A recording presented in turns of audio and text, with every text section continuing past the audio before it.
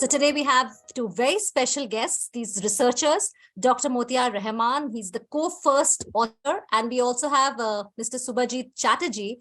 In fact, they both are from the University of Cambridge. Dr. Motiar Rahaman is a senior postdoctoral scientist, and Mr. Bhattacharjee is the PhD researcher at the University of Cambridge. Thank you all so much for joining us today. Thank you. Thank you, Amrita, for having us. Thanks for the introduction.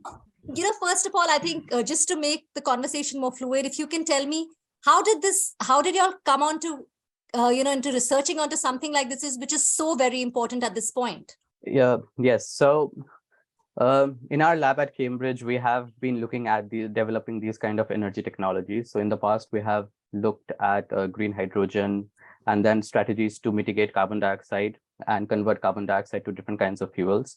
And there were also some interests in waste valorization, particularly plastics and biomass. And so this is for the first time that we have essentially envisioned this reactor which could address these two problems together and which can be completely driven by sunlight. And that is how we have tried to achieve that, and we have built the reactor. Okay, Mr. Motiar, in simple terms, if for a layman, for our viewers, could you explain the technology you have developed and how does it work?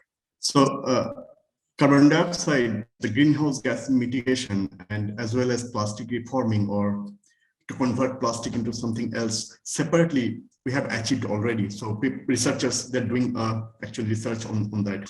Our aim or motivation was how to combine these two technologies together, how to combine these two processes together. So we're actually working on that, and then suddenly it came out like, okay, if we can combine this carbon dioxide conversion process with plastic reforming. So before, generally carbon dioxide conversion process was actually coupled with water oxidation on the other hand, but now we have combined with plastic conversion into some useful chemicals, and then it's driven only by solar radiation. So it's a nice technology that can actually mitigate two waste streams and form valuable chemicals and fuels.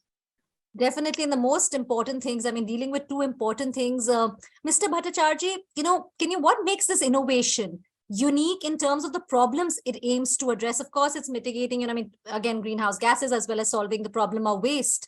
But what does it really make it unique? Key factor is that the system is very versatile and tunable. So for example, so it has two compartments, and on one compartment carbon dioxide gets converted to different kinds of fuels and chemicals. Okay. And if you just change the catalyst, you can form different kinds of fuels, for example syngas, carbon monoxide, or formate, which is a liquid energy carrier. And on the other side, plastic is getting converted into glycolic acid simultaneously. I would like to ask you, according to your research or the solution which you all have come up with, you both have developed a reactor that converts greenhouse gases and plastic waste into sustainable fuels and other valuable products. Looking the future ahead, obviously sustainability. If you can explain in brief about these products, either one of you can take that question since you all are the experts. Right now, we are mainly focused on PET plastics, which are the plastics found in the normal commercial plastic bottles.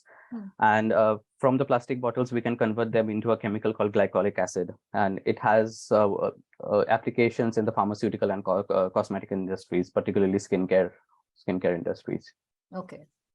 It may be, we know when we talk about sustainability, sustainable fuels is something we already need to know about. What are the immediate benefits of countries actually switching to sustainable fuels? And how do you think this can really become a reality for India?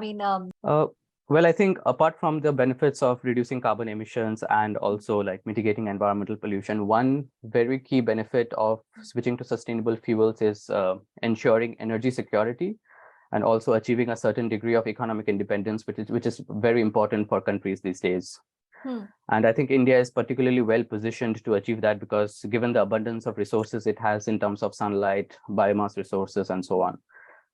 Absolutely. In fact, adding to that, Mr. Bhattacharjee, I would like to ask you, given the climate change is affecting the health of the planet and human lives, we've all seen it, we've lived it, during COVID. How can you think technology can help reduce the health impact of environmental degradation? Because technology, there's so much today. So how do you think we can really use it in a way to change or, to reduce the health environmental degradation? Yes, you're right that global warming has a lot of adverse health impacts. And Particularly, so the carbon dioxide is one of the major greenhouse gases which causes global warming. And if you see, this technology essentially targets carbon dioxide conversion.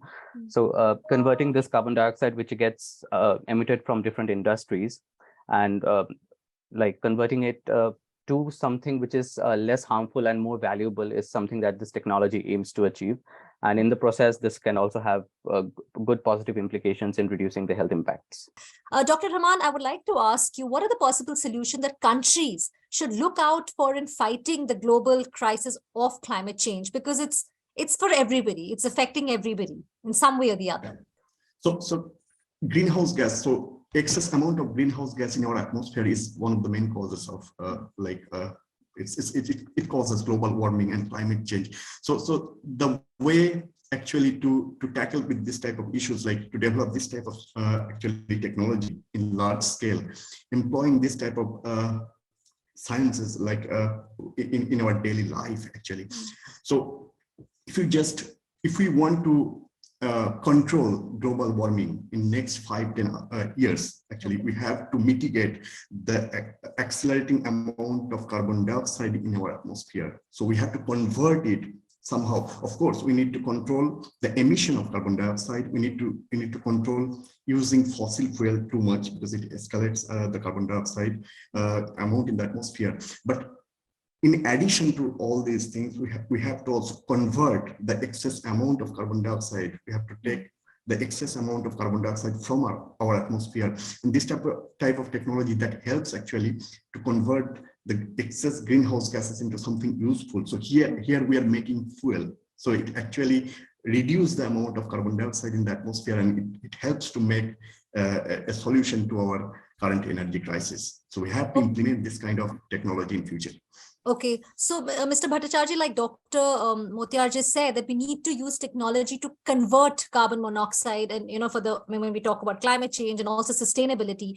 So do you think countries should invest in technologies for a sustainable future, if I put the question in simple words? And what are some of the investments specifically, if I ask you for India, what should we look out for? Yes, I mean, absolutely. I think investments on the research, development, and eventual deployment of these low carbon energy solutions is very important for the countries.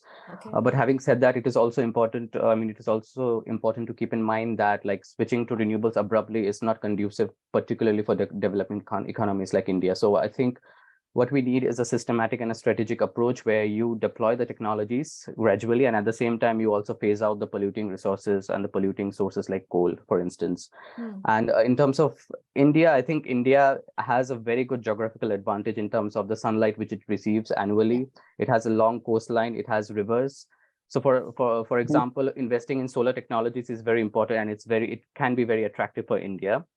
And also, apart from that, I think India has abundant resources of biomass, which can act as feedstock for the production of different kinds of fuels and chemicals. So that is another area where India can look into.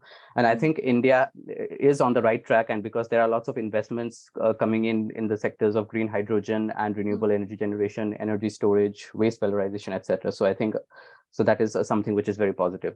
What is the way forward, and how can we see that this, where do you see, or how can you see this technology reaching the market? So the way forward in terms of research is like, so there are two approaches that we are currently trying to address. The first is like, as I had mentioned earlier, that the system is tunable. And we can like have different kinds of catalysts to produce different kinds of fuels and chemicals. So right now, one way forward that we are envisioning is that like we can have different kinds of catalysts which can make more complex carbon-based fuels and chemicals, for example, hydrocarbons and alcohols. And so the second approach is definitely the scale. And we are at present, we are having efforts, and we are all in talks with different stakeholders about how we can essentially improve the scale of the system without compensating the efficiency. And in terms of India, we are also open to work with various partners and governments in India in terms of deployment and scaling needs. I think all Indians are not only proud, we're looking forward to that. Thank you so much, Dr. Rahaman and Mr. Bhattacharjee, for speaking with us, and congratulations once again. Thank you very much.